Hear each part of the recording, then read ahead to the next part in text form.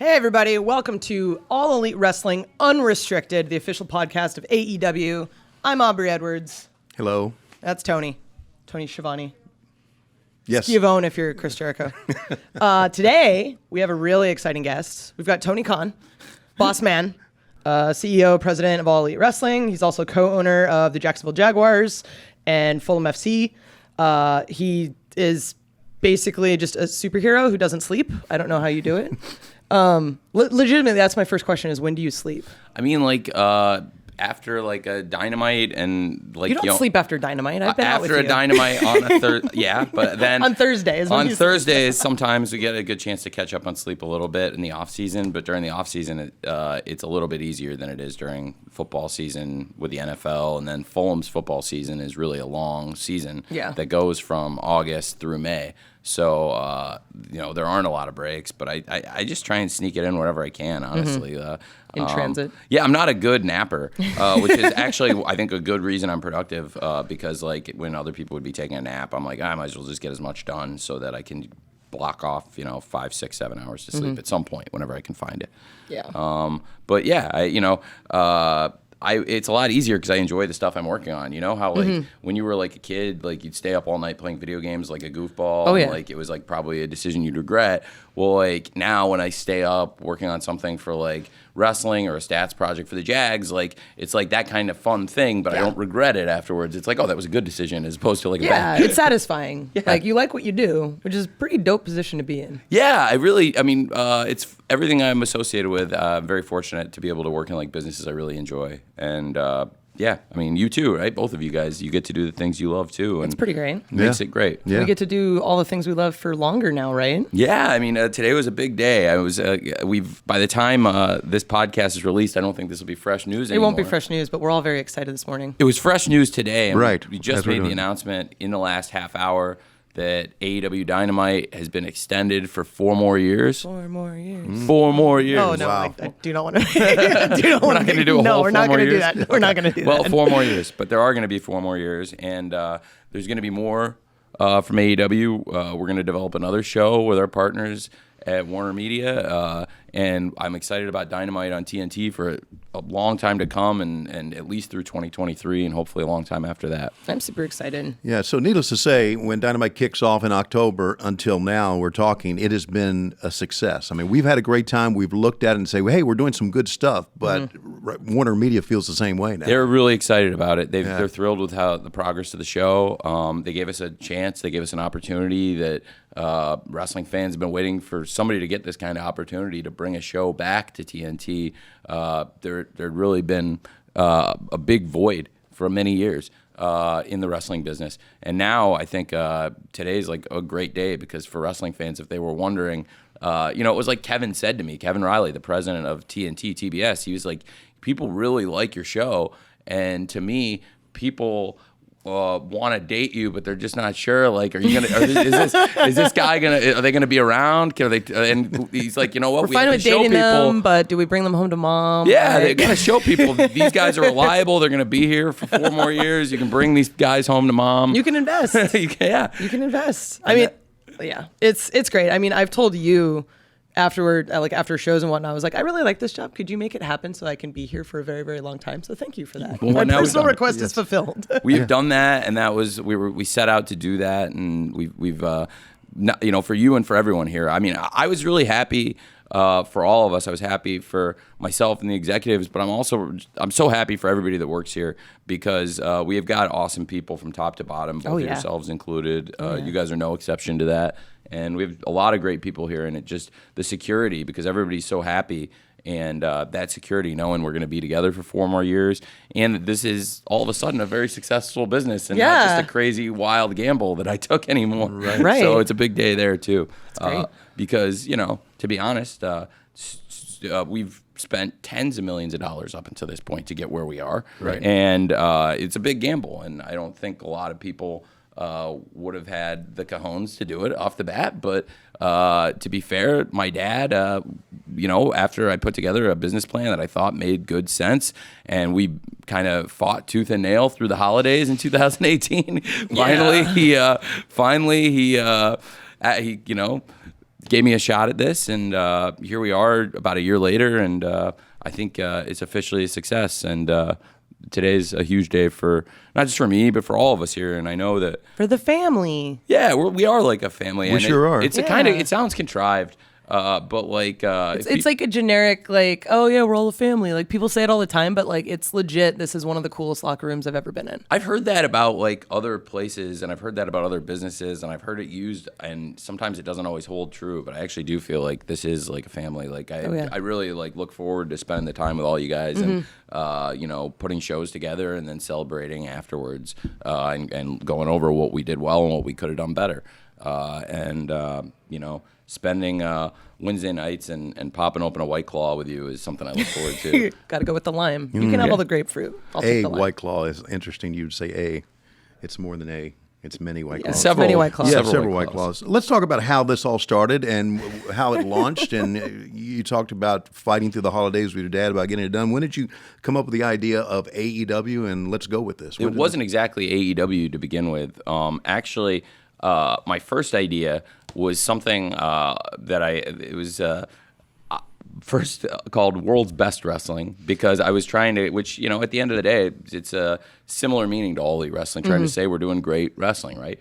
And the idea of this was that I had approached Kevin Riley, my good friend. When I walked over to him, it was during a time period when coincidentally, is today we just inked our 4-year, lucrative contract extension with TNT. At that point, there were WWE TV rights being bid out, and they were bringing in hundreds of millions of dollars on TV rights. Yeah. And so as we looked at it, I was saying, okay, well, all of a sudden now the economics of wrestling have flipped, and really the TV show has become such an important. I mean, everyone who's watched wrestling knows that those TV shows are a huge part of it, but they're more important than ever before. All of a sudden, if you look at the economic pyramid of a wrestling company, the TV show is really the prime dollar, which hasn't always been the case. Right. It used to be people used to look at TV as something you would use to promote your live events and pay-per-views. Right. Those are not the driving forces. Now, we've done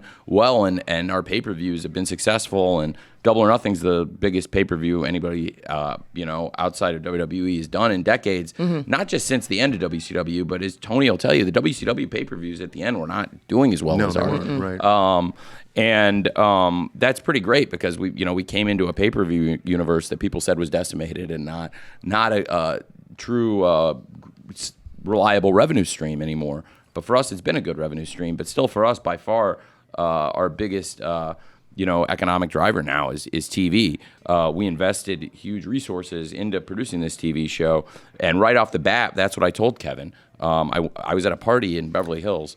And I heard you were dressed as Macho Man. This is not that time. I was dressed as Macho Man. The first time I met Kevin Riley, I was dressed as Macho Man. And the second time I met Kevin Riley, I was also dressed as Macho Man. Because the first it the same costume? Like, are you getting it was like the same? It was the same one, but it was a year apart. Good. It was a year apart. It's good. It's thrifty. Yeah, I really. Something you want the boss to do is I gotta spend money honest. responsibly. There's not a lot of money in the budget for Macho Man costumes. No, that's fine. You just get some streamers, man. That's all you need. It's actually a really good one. I'll show it to you guys. Maybe we can work it in. But it's on my Instagram. If people really want to see it that bad, they can just scroll. I think I've seen it before. Yeah, we've gone all the way to the bottom to find it. Anyway, Kevin Riley. So never mind. But in 2016. Was it 2000? Yeah, it was 2016. Halloween. I went to a party with my friend Bernie Cahill, and at the time I'd never met Kevin Riley, and that was who we ended up going to this Halloween party with, and I was dressed as Macho Man in the classic Slim Jim red and yellow outfit, and Kevin was dressed like one of the cheerleaders from SNL. Oh my God. Craig and Ariana. So he was like Craig of Craig and Ariana, right? That's their name? Yeah, I think Craig so. And Ariana. I think that's it. So we had a nice time. And Kevin hadn't spent a lot of time watching wrestling, not a big wrestling fan, but I think everybody kind of knows the Macho Man. And it's not really about what your costume is. It's about getting to know like actual people. And I got to spend time with Kevin, and we had a great time. He's a great guy. And then the next time I saw him was a year later on Halloween again. And again, I dressed in the same costume. And I saw him again. He was in a different costume this time, like people are supposed to do at Halloween. But for me, it was just like the one day a year I got to wear that and get away with it. And so I was, with him, and we had a nice talk. And that was the second time I met Kevin. The third time I met Kevin was the charm. We were at a party on a Friday night. It was April 6th of 2018, and Bernie had invited me out, and I don't know why I ended up going. I guess, I just wanted to do something fun. Mm-hmm. And so we went to this party in a very large house, I guess a mansion in Beverly Hills, and Kevin was there. And I didn't know a lot of people there, but I knew Kevin. And a light bulb kind of went off in my head that I wasn't sure that the TV rights that they were looking at bidding on were going to be a fit for them, and I wasn't sure they were going to be in the market at the end of the day for wrestling TV shows like that were at the time, out for bid with Raw and SmackDown. And I had a pretty frank talk with him about the state of the industry and where the TV rights were heading and the history of TNT in the wrestling business. And, Kevin being the president of TNT, I mean, TNT owned and operated, at that point, the number one wrestling company in the world 20 years ago, before Kevin and I were having this conversation, because This was like April 6th of 98, right. 20 years earlier than, April 6th of 2018. So technically on April 6th of April 6th of 1998, you could say WCW was still the number one wrestling company in the world. They were hanging on. They were barely hanging on. You were barely. Yeah, we were. The slope had not started yet, but it was close. It was getting tight. Yes, it was. She was starting to get tight, and I think that was right around the time they won their first. They didn't win the night, but I think the first time they'd won an hour in a long time was when Sean Waltman showed up. Yes, the night for WrestleMania. It was right around then. So I said to Kevin, 20 years ago, the company that you operate owned and operated the number one wrestling company in the world. And, if you think about it, really in those 20 years, nobody stepped up to fill the void of your guys' former company. There's a great opportunity. There are tons of talented people that are going to be available next year. We could really look at doing something together here. And Kevin did not blow it off immediately. He was like, that's kind of interesting, man, and not like committing to talk. Like, maybe we could have another conversation about this at some point. So I immediately went back to the bar and grabbed Bernie. And I was like, all right, man, I think I got something going here. And Bernie, I don't think Bernie understood like how he was like, oh, it's interesting. Yeah, sure. Okay, well, maybe, yeah. But I really started to develop the idea in my head. And then started to really go out and put together a list of like, okay, well, who would you want to work with, and who are the people that are going to be available next year that you could put a viable wrestling company with together in terms of headliners and people that could work with you on it. And a lot of those people are here now. And did you kind of mention that, like, some contracts are running up and some people are going to be available, and it was like obvious that Bucks, Cody, Kenny, their contracts were all running up at the end of 2018. Yep. So were they like the first people in your mind? They were the first people in my mind. Those guys, everyone you just named. Chris Jericho and CM Punk. And Chris had said he wasn't going to wrestle in America for anybody but WWE ever. But then he had done the New Japan shows, and even though when he did those, he said that was still just in Japan. It made me think that maybe that Chris might be interested in working. And so I started having conversations with Barry Bloom, who represents Chris and Jim. Oh, yeah, I met Barry. He's a cool dude. Yeah. And he's represented a lot of people in the wrestling business. I'm sure Tony's known Barry for 30 years. Many, many years, yes, yeah. So, Kevin and I had a follow-up lunch with Bernie, and I would say early summer. I know it was early summer because Fulham had just gotten promoted at Wembley. So it was probably June of 2018 then was the second conversation we had about this. And I had just brought all the Fulham players to America. So I was in LA because I had just come back from London with the Fulham team, and they were celebrating the promotion game at Wembley. And the players had just left, and then right after the guys got back on their planes flying home, I had stayed and had this conversation with Kevin. Basically, he gave me a chance to go to square one. And like anybody else would, he put me on the ground floor, which is a way to get my foot in the door. He put me on the ground floor with their finance, marketing, legal, and everybody they had in terms of development to see if this was like a credible idea. And basically, I had very few conversations with Kevin about this over the next several months, and really, like, he had a great team of people at Warner Media and TNT that he wanted to vet this idea because, you know, it sounded interesting to him, but I think he wanted to have it's a really, really large and really, really efficient operation. I think he wanted all of his vice presidents and all of his directors to have a good chance to, like, vet this and see if this makes sense, if this is a good idea. So we talked for months and months and months, and into the winter.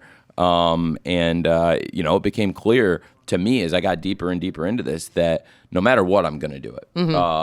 There were so many people that I wanted to work with that were going to be available, and the key thing was going to be the TV partnership and making that happen. And none of that was certain that it was going to happen really until we really got over the hump. I think I really needed to prove to our partners that we could put together all the things we said we could, that we could assemble the roster, and that's a risk I had to take. It's right. You know, it's frankly tens of by the time we got done putting everything together, the commitments we made are millions and millions of dollars, tens of millions of dollars, right. And that's the money we've spent to get to this point.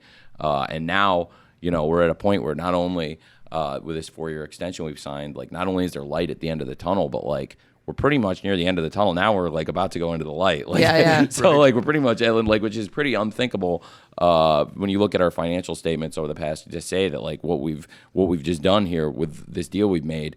You know, people would have thought it was a pretty crazy gamble to spend the money I spent on a wrestling company without all the assurances that I now have through this deal. Right. But yeah, it was. I'm really thankful that we had this opportunity, and really what TNT gave me a chance to do is bet on myself and bet on our team that we could make this successful, and that, you know, if we made these commitments and went out and, you know, signed Chris Jericho, signed Cody, signed the Young Bucks, signed Kenny Omega, bring in JR, and put together a viable business plan, that they would want to work with us. And you know, that all came together, and the gamble I also took was if I go out and do all those things, that they're gonna still pick this up, and I'm not gonna be left holding the bag, and that's trust. And I have a lot of faith in them, and I think Kevin's a super competent executive, and I knew that they wouldn't have had the literally dozens and dozens and dozens of phone calls and meetings that they had with me across Atlanta, New York, and LA. And all the conference calls we did, you know, even over the holidays and stuff. I just knew that they wouldn't have shown that kind of interest and committed their own time if they weren't interested in making a commitment. But like I said, it was a big gamble. Big gamble. Commitment was made, and next we're going to talk about the development of AEW's Dynamite on TNT as we continue on our podcast, AEW Unrestricted. This is AEW Unrestricted. We're talking with Tony Khan. We talked about the development of Dynamite on TNT, and now, Tony, you're hands-on. You're behind the scenes. Something you always wanted to do, right? I mean, you're at the gorilla position. You kind of run things. You're a hands-on owner. I mean, this is what you envisioned you wanted to do when you had a wrestling company, right? Yeah, I think so. It is. You write the shows. I mean, we work as a group. Yeah, I mean, but at the end of the day, I'm the head of a creative committee and the matchmaker, effectively. And yeah, it's something I always did want to do. It's a lifelong dream come true, but also like to surround myself with like so many great minds to work with. Where, you know, you've got the greatest staff I think we could have put together. With, you know, our production meeting, I always say it's like a standing room only production meeting. It is. It's very large. There's quite a few. And when you look around, it can be very intimidating when you look at all the great minds in the history of wrestling, and not just the people that are, you know, the more prominent executives, like, you know, with Cody and the Bucks and Kenny, but we got JR, and then look at people that wrestle for us, but also coach, like Dustin Rhodes and Christopher Daniels and their experience in the business, and then some great retired wrestlers. Dean Malenko, Jerry Lynn. Right. They have great minds for the business, and we have so many great people. And then, you know, Chris Jericho comes in, and who's got more experience in different companies and different countries, and has reinvented themselves and worked through different eras and worked with so many different people. So we have the benefit of all that experience, you know, and try to use those resources. And that's why we all meet together and work together and try to come up with ideas together that we all agree make sense. And that's sitting at the head of that collaborative process is a dream for me. And yeah, I'm pretty hands-on. Yeah, that's true. I don't know why somebody would want to take over a business and then put it in other people's hands. Sure. I don't. When we started this, to me, I didn't do it so that I could do this job I always wanted to do. Even though that's sure like a fun working with you, both of you, and working with all the great people we have, trying to come up with ideas for matches, for stories, for finishes, things that make sense, ways to present the wrestling, trying to do things that are different than people have done, like presenting the rankings.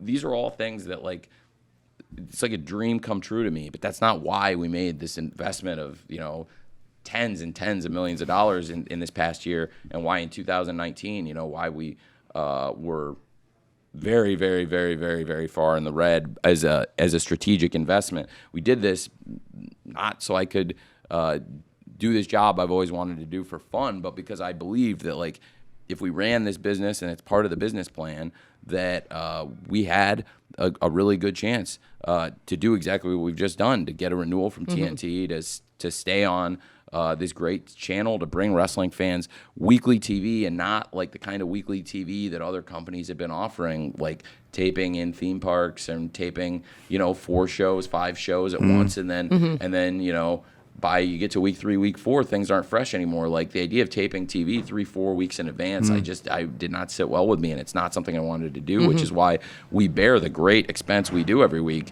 of going, like we are this week, and going to a different city almost every week and presenting, almost always live shows. And I think that's something that had been missing from the wrestling business. And when you look back, I mean, Tony, you were there when the most successful kind of new startup show of the mid to late 90s, Nitro, started to air. And I think a big key element was that you guys went to different cities and that you were live and that you had the state-of-the-art production values. I mean, Dynamite looks a hell of a lot better in terms of being HD and all the things we can do now with the technology versus what SD Nitro looked like. But definitely for the late 90s, I mean, Nitro was a state-of-the-art cutting-edge show. And I felt like for us, if somebody were to go do that, were to make those investments in the quality and show people that they care about the show, and that they're going to invest, and that we're a big company where nobody's it's not like we're going to get bullied out of the wrestling business because we're a big company. Not like we're indies and people can just come up and like work ring crew. It's like, no, we're the big guys. And then what's cool about it is like we're definitely not indie. No, not at all, not at all. But I love the indies, and we try to do. It's got like a very indie vibe, right? Like it's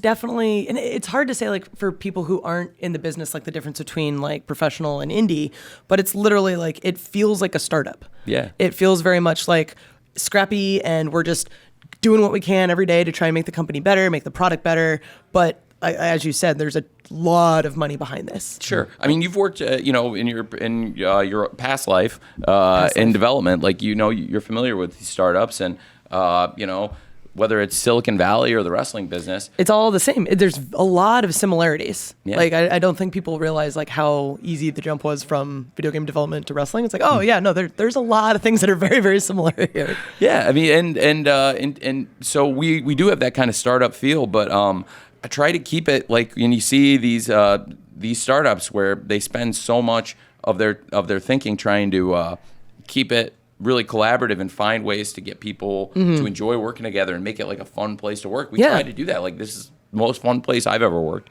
and I feel like if we just keep it that way, that people are going to want to come here and people are going to want to watch the shows. They see how much fun we have putting them on, and I think we have a lot of interest. I believe that over the next several years, especially now that we have this commitment that we're going to be on TNT with Dynamite for another 4 years and hopefully a long time after that, I think you'll see a lot of wrestlers and a lot of people in the wrestling business are going to want to come to AEW because they've heard about what we're doing and they've heard what a great environment this is to be in.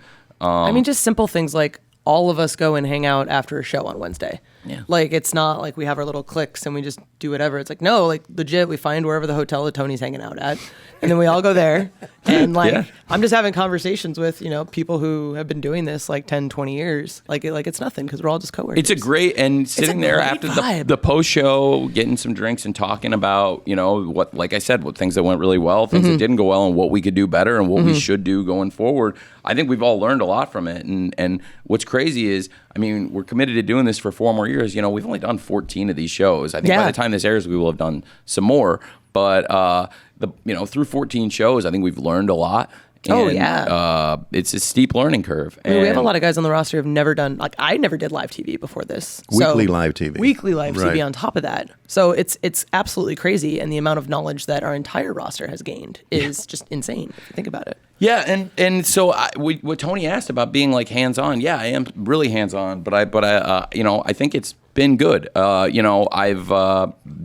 time the shows, and you're literally in the ref's ears. Like, I don't think people realize that. Like, I talked to a bunch of my friends who like are know you through football, and they just assume like you sit in an office and write checks, and like that's the thing about being an owner in any business. And actually, I'm not like that in any of the businesses. Now, I don't run the day-to-day of the Jaguars, but I did create like an analytics department that has work product and presents information and tries to contribute. And I'm not just like sitting back and watching people do stuff.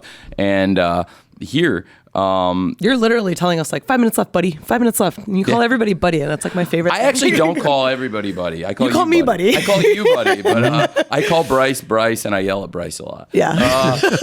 But I love him. And and same for Rick. I'll yell at Rick too, but I love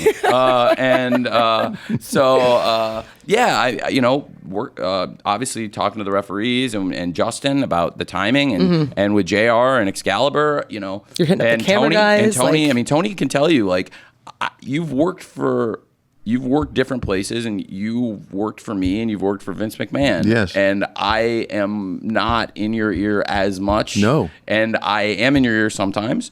But when I am in your ear, I try not to do it when you're talking, because I don't really understand when you're like.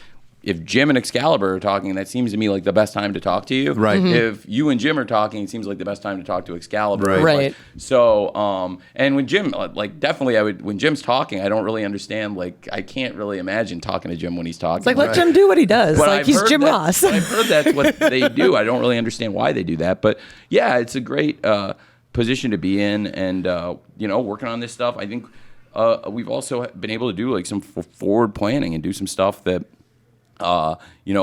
develop young wrestlers, and having a forward-thinking mindset, knowing that we were not planning for the short term, trying to hot shot book, but like, hey, we're looking years ahead. We'll look at how Max MJF from the beginning has been treated here. Like, you could tell he was somebody we really believed in, and we were going to put in a special position.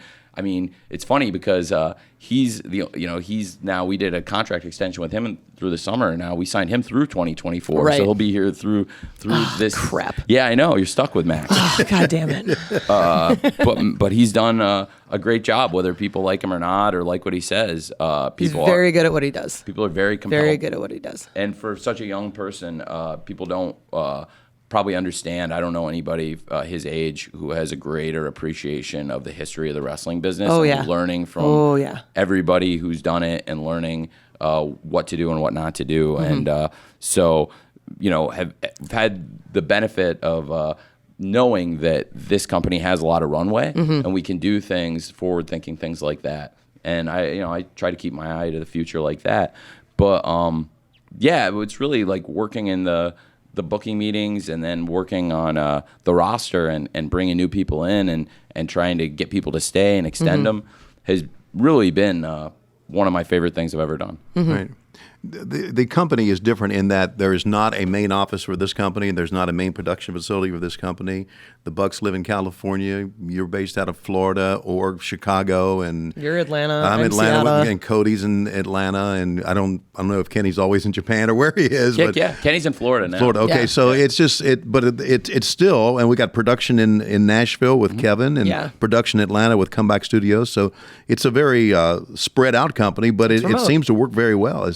I mean, we all assemble on the phone every Right. week, and early in the week, and talk, and then the next day we all travel, and then we all get together. We production meeting, but it's really for quality of life. I think everybody seems very happy with it. It's I think great. It's a really fun thing we do. Yeah, it is. It's nice having weekends again. The other thing I haven't talked about, yeah, right. Right. The other thing I haven't Go figure. gotten into is, and I don't know. I mean, hopefully, I'm not trying to put you guys on the spot, and I'm not even just referring to you guys because I think both of you guys do well financially, but I think there are a lot of people up from all across positions at every level of the company, and I think we pay well. Yes. Oh, And absolutely. Yep. I've always thought I would take really good care of people, and I take a lot of pride in taking care of people and providing for people, because there's other wrestling companies that try to lock people down to contracts where they work for $100 a night, 200, Right. insane stuff. And the reason I bring this up is now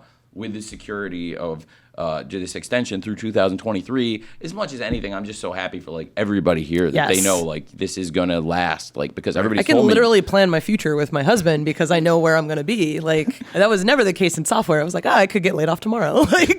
Yeah. I have more job security in wrestling than I do in Well, software. you're what the doing hell? great so far. You're doing great here so far. Thanks, boss. So, yeah, Thanks. Through years in wrestling, though, Tony, and I'm talking about back in 70s, 80s, it was always the boys really weren't taken care of. They never had insurance back in the days. They always traveled 800 miles a round trip and would work for a payoff, and they didn't like the payoff. And it was always seemed The fact to I be. don't have to drive from city to city. Yeah. It's nice. This has completely changed the business. Oh, my God. It really has. It's a business model people Right. told me they thought was crazy and wouldn't work. The idea of bringing everyone in for weekly TV and not having everybody in one place and paying people really well. And people thought that the amount I pay per date effectively, because we don't do house shows, they thought it was nuts, that you'd pay somebody that per date. But yeah, it's I think we've proven now that we've put this deal together that is a viable structure, that we don't need to wrestle 5-6 nights a week, that we can get together and put together a great Wednesday night Dynamite and get some great content. We're going to be developing more shows and more content. But I also don't want to oversaturate. I think there's a sweet spot, and so I'm never gonna try to produce so many shows that you can't keep track of what we're doing. To me, like a 2-hour Dynamite and now the new 1-hour show we're going to develop is the perfect amount of TV. If you want more content, we're going to put things on YouTube. We'll put things on BR Live. But really, I think a 2-hour television show and then an additional 1-hour television show as a complimentary show, I think is going to be really strong. And that's another part of the announcement we haven't really gotten into today is the development of a 3rd hour of television. It's also going to be huge for us and allow a lot of our young roster more exposure and more chances to work on television, because as we know, in a 2-hour Dynamite, you can only fit so much in. And you don't want to try and fit too much in. And it's honestly, in the 14 shows we've done, I think it's a lesson at times we've learned that the best shows we've done have been the shows, in my opinion, where we let things breathe and everything had a chance. A big show for us was that Jacksonville show we did on New Year's Day, which really turned the tide. And honestly, best show of the year. It was one of the best shows we've done, and we started talking this 4-year contract extension right after that show. Right. And it was a big show. I mean, it was like when a football player plays a game and then the owner brings you in the next day, and it's like, look, it's not because of this one great game you had that you're getting this contract, but it's a body of work, but that's the game that put me over the top. And I do think the show we did in Jacksonville on January 1st was the show that put us over the top to get this 4-year deal.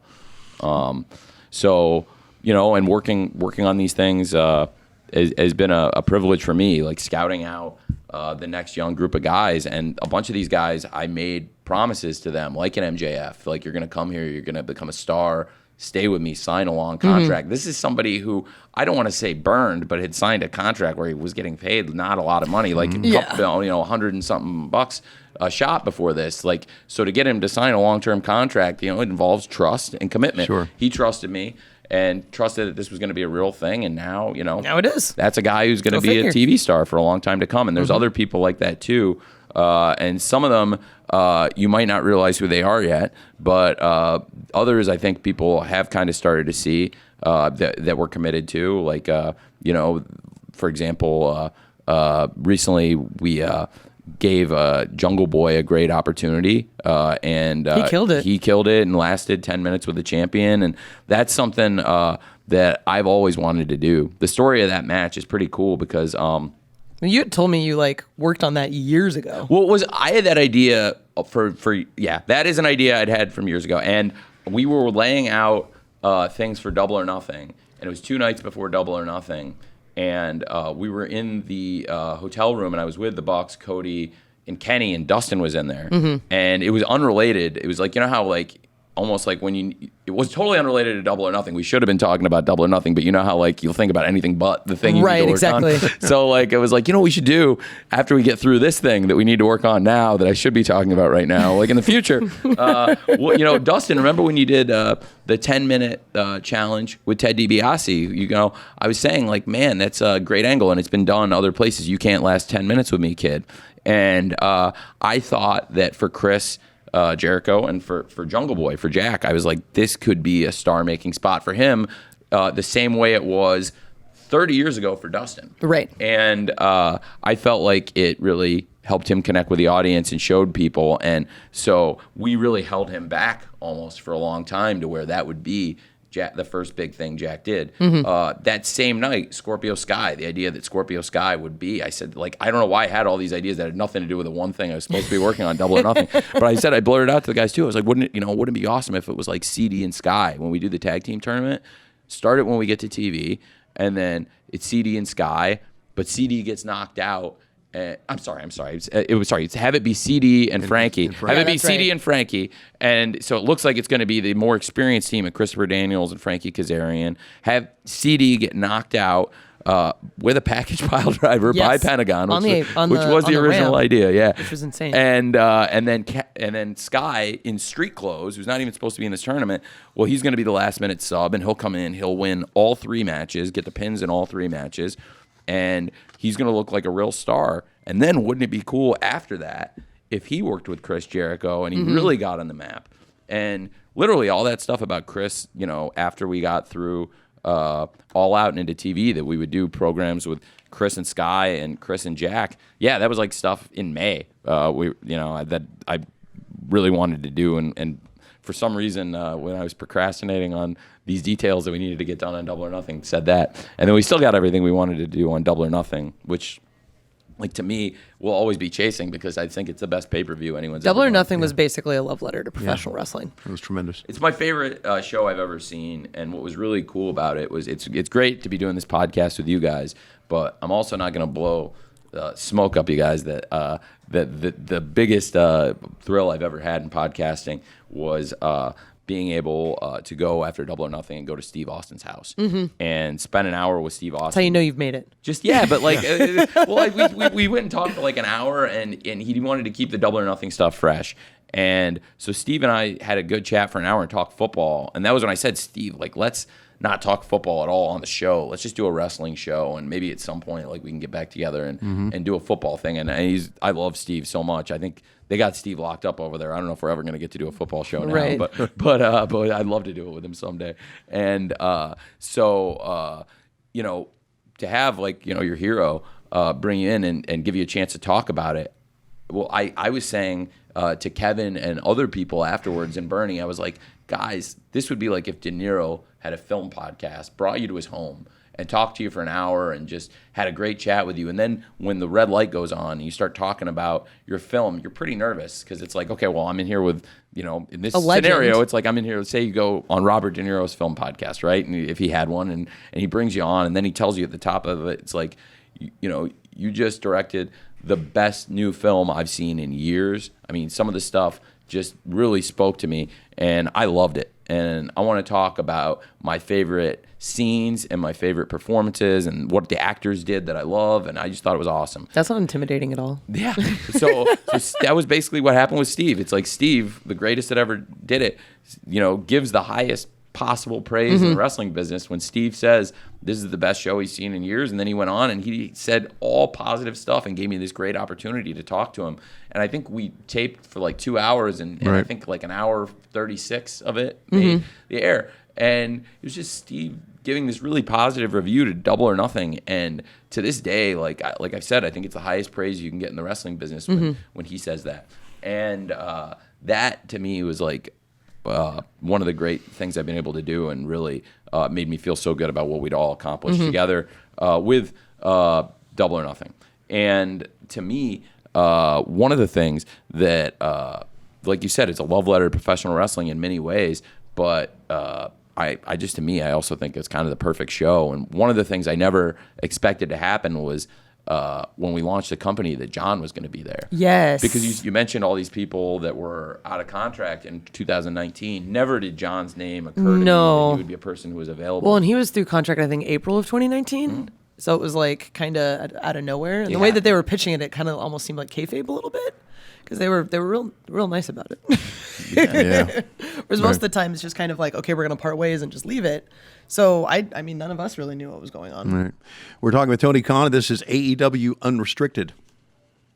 We are talking with Tony Khan on AEW Unrestricted. Tony here, Shivani with Aubrey Edwards. What's up? Tony, you talked about a lot about. We've talked about a lot of things, but I want to talk about you being a wrestling fan growing up. When did that first start with you? So I've told this story before, but I don't want to give it. So the first time I ever saw wrestling was on the A-Team. I saw Hulk Hogan, and Hulk Hogan was like, he wasn't in the A-Team, but he was kind of like Dustin in the Elite, where like he's like there, kind of with them. Buddy? He's with them. He's like a peripheral member. Moral support. Yeah, and he helps out. You know, he's there for them. And that was Hulk with A-Team, right? So then I saw wrestling, and I was like, oh, it's him for the A-Team. That's not a character on the A-Team. That's a real guy, and wrestling's a real thing in real life. Right. So I was probably 6 years old, and then when I was 7, I got really into it. And every time I'd go, if I couldn't get my mom, she'll almost never buy the magazines in the store, but I read pretty quickly. I always have. So I would usually get through all the wrestling magazines by the time my mom had bought the groceries. Yeah. And, wow. And learn about different companies that I hadn't really seen yet, because the only thing I'd seen was the WWF. Right. Then when I was 8, started watching some WCW and had the good fortune to encounter Tony Schiavone, and then and also had seen you on the Coliseum video, and just started to learn about different wrestlers and who'd been different companies. And as I would run old tapes, I would see like, oh, you know, Ricky Steamboat had been in WWF and WCW, you know. Arn Anderson and Tully Blanchard had been in WWF and WCW. Tony Schiavone had been in WCW. People go back and forth. You kind of they change names. You're starting to get, 6, 7 years old, 8 years old, start to get a feel for it. The first WCW pay-per-view I watched live was Super Brawl 91.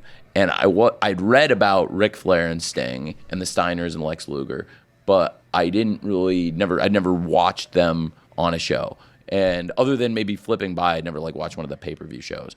And then Super Brawl 1, I had dinner with my parents, so I missed the beginning of the show. I was taping it. I came in maybe, an hour in, and it was Dustin Rhodes versus Terry Taylor with Dusty on commentary. Oh, boy. And it was like, I know Dustin and Dusty from the WWF because they had just left. Dustin had just done the aforementioned 10-minute thing with Ted DiBiase. Right. And then Terry Taylor, that was the Red Rooster. I knew all those guys. Right. And so I immediately was like, okay, this is legit. Like they're in what was it? St. Petersburg. What was that building in St. Petersburg? Yeah, Bayfront Center. The Bayfront Center. You guys were in a nice building. It looked good. I was like, oh, this is good wrestling. And immediately that's what I want people. Even if you don't know everybody here, but you've heard of them. I think there are enough people here that most wrestling fans will know that they'll want to give it a chance, and then they'll see the show, they'll see it looks good, and then they'll see these people they've heard of, like, well, maybe I haven't seen Kenny Omega before, but you'll watch him and say, well, wow, Kenny Omega's pretty good, or the Young Bucks are pretty good. And to me, that was like with Ric Flair and Sting and the Steiners. I've always said when Chris came in that, I compared it to like when Hogan came to WCW, in that there were, again, all these people that maybe, like, there were people that had never watched Sting before, but they'd heard of Sting. And then when Hulk came in, it's like, well, who's going to be in WCW? I've heard of this Sting. Like, oh, Sting, he's pretty good. Right. And I think it brought new audience to you guys in WCW. So for me, as a kid, just tried to consume as much of it as possible. So then as I got older, I would watch as much as I possibly could, and then got started using the internet in 94, 95, AOL, Prodigy, these different services. And it wasn't Google yet. Now you would use Google as like a verb, and you'd say I Googled something. But I guess it was probably Lycos or Hotbot or something like that, or Yahoo maybe. And just put in, is wrestling fake or is wrestling real or whatever. And the RSPW FAQ, like the frequently asked questions of fans, came up, and it was like pretty much almost anything I would have thought of to ask, and then some, and all these, crazy, like, the Steiner brothers are actually brothers, the Beverly brothers are not. Like, Right. And like the list of who's actually brothers, the list of real names, and like how the idea of wrestling being a work and how it works and the job of a booker and all these things. And it was just a long description for somebody that didn't know anything, and to me, probably being 11 or 12 years old at the time, it was pretty eye-opening. That's how I learned a lot more about the business, but it all made perfect sense with kind of the Pro Wrestling Illustrated work narrative that I'd been given all these years. It all kind of fit into it. I'm like, oh, that makes sense. Yeah. And so then started following it in a totally different way, trading tapes and watching the different territories. Like, a real passion project for me last week was being able to do what we did with Memphis Wrestling, which is one of my favorite territories, and I've got stacks and stacks of all the tapes of different TV shows from there over the years. And we had Austin Idol come in, and I told him, I was like, I failed a science exam in high school because I stayed up all night making a Best of Austin Idol in 1987 tape, and it was like probably not a good use of my time in high school. But in hindsight, yeah, maybe it was a good use of my time because I learned a lot from those angles and those promos and that they were doing. But yeah, it's always been important to me. And so for 25 years now, since 1995, I've been writing shows called Dynamite in notebooks or in Word files, or Dynamite's always been the name of the show that I wanted to do. And to be able to actually do Dynamites now, it's been on different nights of the week. There were blank night Dynamite, but to be able to, it has been Wednesday Night Dynamite. To actually be able to do Wednesday Night Dynamite is pretty awesome. You've been writing shows as a hobby for 25 years. Well, yeah. Wow. Yeah. And I saw Randy Hales at the show in Memphis, and it was, I guess it would have been on AOL or Prodigy. I was using both. And I sent him in 1997 when he was in Memphis, but he was, he was friendly and talks to Jim Cornette, and they were like the developmental territory in a lot of ways. Like, people would go down to Memphis to USWA and then come up to the WWF roster before OVW or FCW.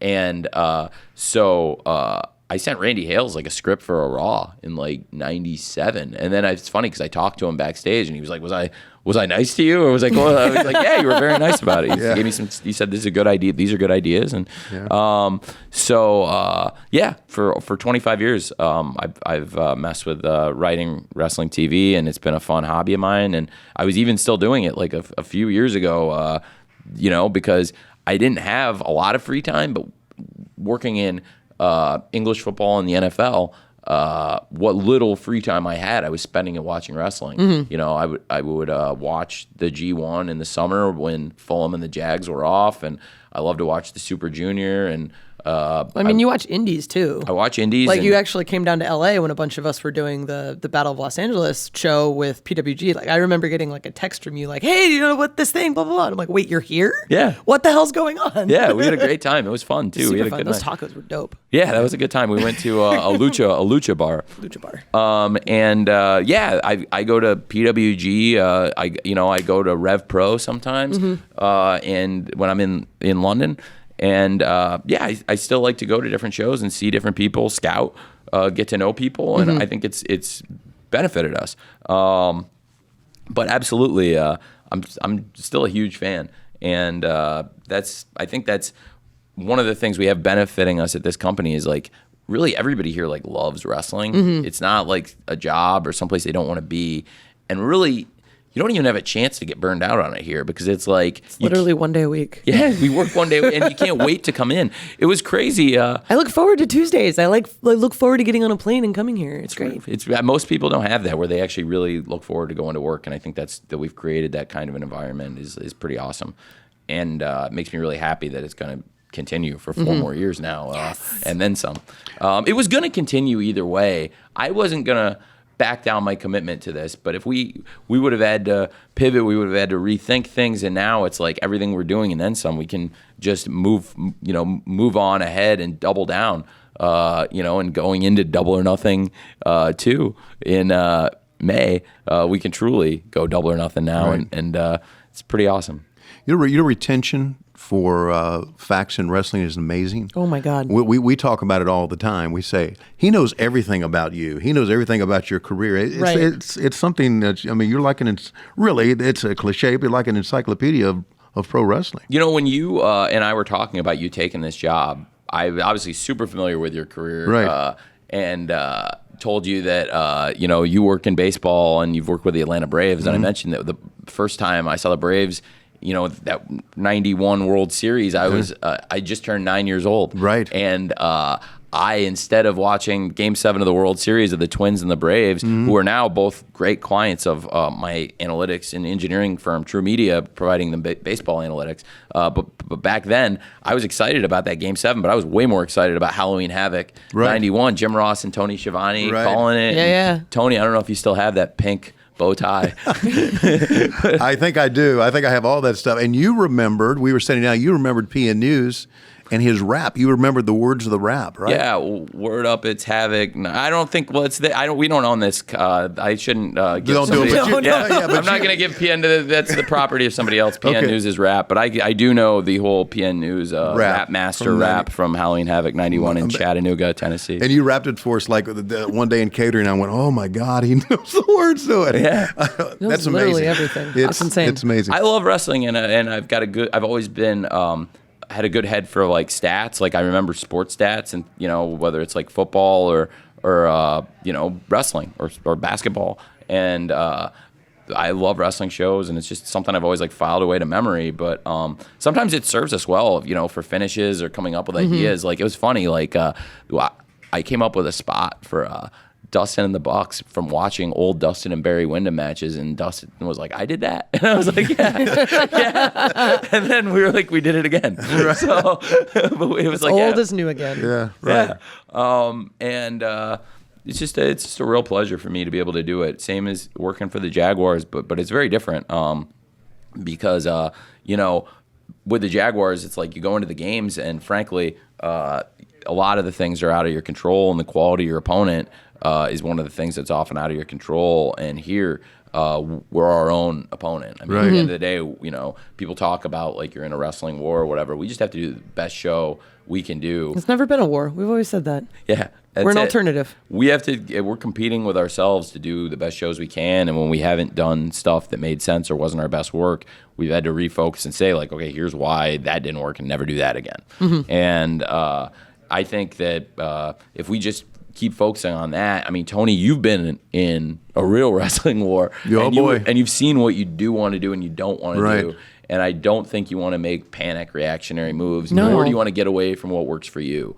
And that's why, we do things differently. There's some things in wrestling that I've just never believed in.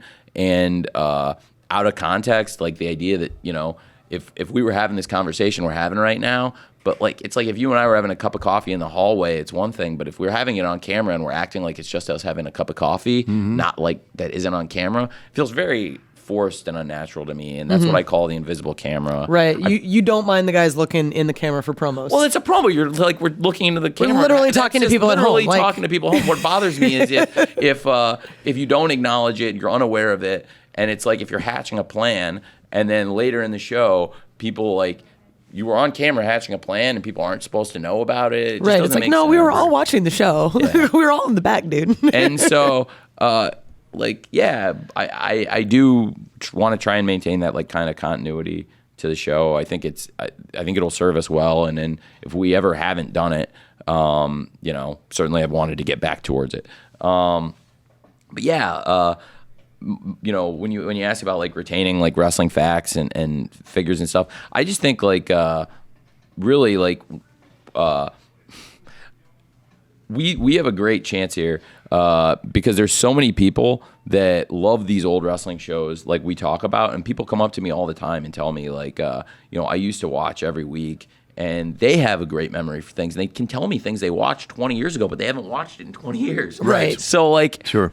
So people care about it. And I feel like if we're reaching these people, what's really interesting to me is we hit this younger demographic, and we're hitting a younger demographic than other wrestling television shows. Yet we've hit lapsed fans. How is that possible? Yeah. Because there were people that were watching Nitro as kids that gave up on wrestling. That's right. And they're still young. And they're, We're all still young at heart. well, we're all still young Yeah, at heart. but yeah, I mean, they're still like in their 30s. Yeah, right. people that are 20 still years. in their like 30s and Right. still in that young demographic. Right. And I think that's really helped us, and advertisers see that we brought people back to the wrestling business. Because I think when people thought I was talking about the lapsed fan, they assume that's going to mean older people. 50 plus. Yeah. No, and it's that's too. millennials. We definitely have brought in some 50 plus fans too, and that's great. But I think advertisers were excited about us hitting this young demographic, and it's like some of these people used to watch wrestling. Like so many people have told me, like, oh man, like I used to watch Nitro and I haven't watched it in a long time. So definitely, TNT. They must have been really happy with it for us to get this extension. Well, I think it's great. We got an extension, and you mentioned we're going to be developing another show as well. And I just we're out of time, but We could probably talk for hours. we could talk forever. But Forever and one thing I wanted to say is this is a great place to work because you know how to treat people. Absolutely. And you really do. 100% agree. And that's really important. I've worked in places where they didn't know how to, but and that's what makes it fun here. So thank you for that. I appreciate that, man. I just want this to be a place where, people like the two of you whose work I respect, and I think like both of you are the best in the business at what you do. And I don't mean podcasting. You're good. You're both good podcasters, but I mean We'll get better at that. We'll get better at that. At refereeing and hosting a wrestling television show, there's nobody better than you two. And I love working with both of you, and as much as anyone else, I'm excited for both of you that I get to keep working with you for 4 years, and that you get to keep doing what I know you both love for 4 years. Tony, I know we're running low on time. Maybe if we have to cut other stuff, we can get this in, or maybe you won't want to get it in. But when I talked to you about coming back here, we talked about how I mentioned I'd heard you say on podcasts, and I wanted to know if it was true that you regretted 30 years ago leaving the WWF. Yes, yeah. And you went back to WCW, and you said, what have I done? Why have I left?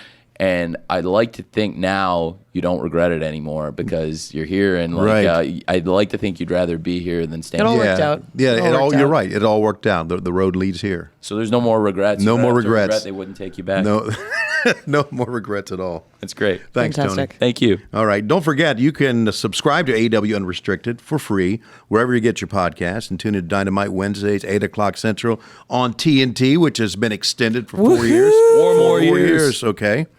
I'm Tony Schiavone, along with. I'm Aubrey Edwards, Thanks for listening to. AEW Unrestricted.